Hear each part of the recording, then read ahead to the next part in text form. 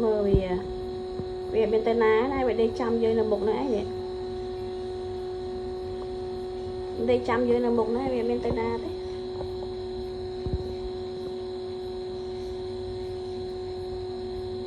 dân ta ta lấy vì ta lệch đa ta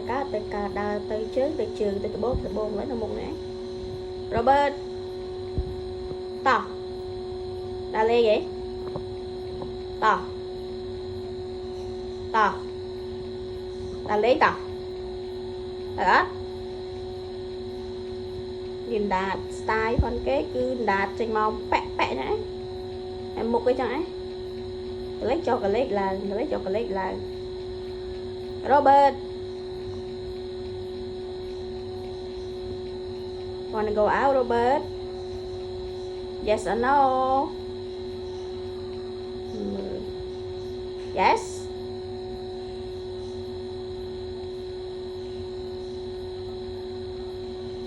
coi mục khăm tam ấy tê về rôm cho ra mục khăm khá không